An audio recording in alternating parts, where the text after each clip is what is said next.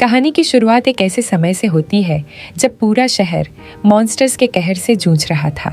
लोग चीख रहे थे, इमारतें जल रही थीं, लेकिन इस तबाही के बीच एक इंसान था जो उन सब मॉन्स्टर्स का अकेले सामना कर रहा था।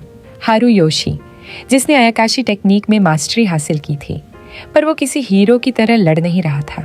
उसे किसी को बचाना नहीं था, उसे तो बस अपनी ताकत की हदें दिखानी थीं। आयाकाशी मॉन्स्टर्स को हराकर वो उन्हें अपना गुलाम बना सकता था। उसकी ताकत का अंदाजा इस बात से लगाया जा सकता है कि उसने पूरे शहर को मिट्टी में मिला दिया, सिर्फ मॉन्स्टर्स को खत्म करने के लिए। हारुयोशी का मानना था, अगर तुम सच में ताकतवर हो तो दुनिया तुम्हारी खुशी छीन ही नहीं सकती। पर वो इंसानी फितरत को नहीं समझ पाया। चालाक इंसानों ने उसे उसी के सबसे प्रिय स्टूडेंट के हाथों मरवा दिया। अब सवाल ये उठता है, गलती किसकी थी? उस लड़की की, उन लोगों की जिन्होंने उसे मजबूर किया, या हारुयोशी की जो धोखे को पहचान नहीं पाया? मरने से पहले हारुयोशी ने एक वादा किया, वो फिर से जन्म लेगा और इस बार अपनी पिछली गलतियां नहीं दोहराएगा। इसके बाद हम एक लाइब्रेरी में आते हैं जहां एक मैजिकियन एक बच्चे का मैजिक माना टेस्ट कर रहा है। पर हैरानी की बात ये निकलती है, उस बच्चे के अंदर तो कोई मैजिक है ही नहीं। इस दुनिया में ऐसे रेयर केसेस ही सामने आते हैं जब कोई बच्चा बिना मैजिक के पैदा होता है, और वो बच्चा कोई और नहीं बल्कि हारुयोशी का ही पुनर्जन्म है, सेका के रूप में।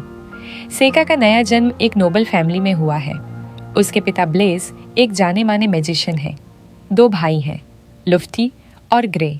ग्रे को ये जानकर बेहद सुकून मिलता है कि सेका के पास कोई मैजिक नहीं है, लेकिन किसी को ये अंदाजा नहीं कि भले सेका के पास मैजिक ना हो, उसके अंदर कर्सेड एनर्जी की वो ताकत है जो इस दुनिया के जादू से भी कहीं आगे है। सेका की माँ, जो एक मेड थी, वो भी बिना मैजिक के पैदा हुई थी। शायद सेका का बिना मैजिक के जन्म लेना भी उसी वजह से है। पर सेका चुपचाप मंत्रों को पत्तों पर लिखकर क्रो या रैट जैसी क्रीचर्स में बदलने की कला जानता है। ग्रे हमेशा की तरह सेका को परेशान करने आता है।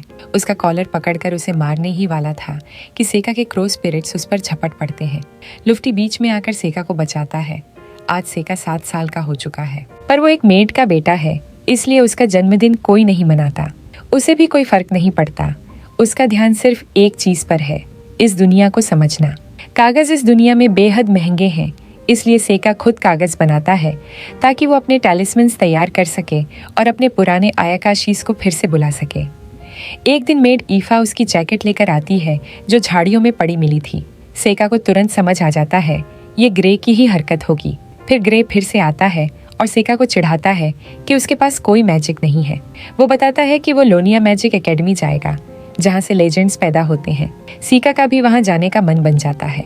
ब्लेज, लुफ्टी और ग्रे को मैजिक की प्रैक्टिस के लिए लेकर जाते हैं।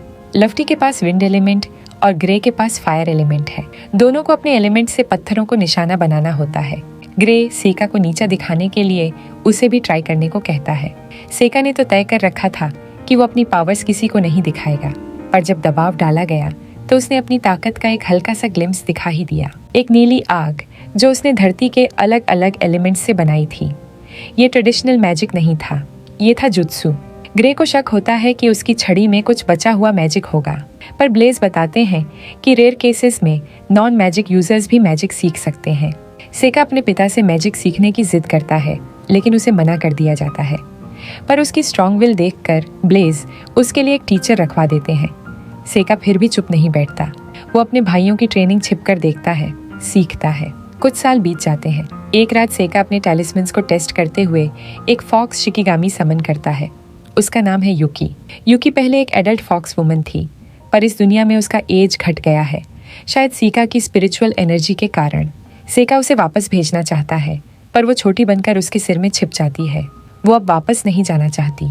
दूसरी ओर ग्रे आइफा पर चिल्लाता है क्योंकि उसने उसके कपड़े भिगा दिए थे, लेकिन फिर उसका मन खराब हो जाता है और वो उसे रात में कमरे में बुलाने की बात कहता है। सेका बीच में आकर उसे रोकता है। ग्रे उसे पंच करता है, लेकिन सेका आराम से उसे पकड़ लेता है। ग्रे अपनी इज्जत बचाकर वहां से चला जाता है। उस रात आइफा सेका को एक घायल मॉन्स्टर दिखाती है। सेका उससे कहता है कि दूसरी तरफ देखो, और मॉन्स्टर के एक बाल से अपने टैलिस्मन से उसे हील कर देता है। ईफा खुद भी हीलिंग मैजिक जानती है। सेका कहता है, तुम कुछ खास हो ईफा, तुम वो देख पाती हो जो कोई नहीं देख पाता।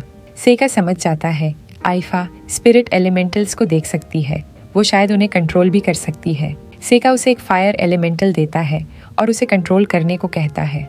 वो उसकी बात नहीं सुनती, लेकिन जैसे ही वो चिल्लाता है, एलिमेंटल भाग जाता है। सेका को इस पर बहुत खुशी होती है। उसे समझ आ गया आइफा को ट्रेन किया जा सकता है।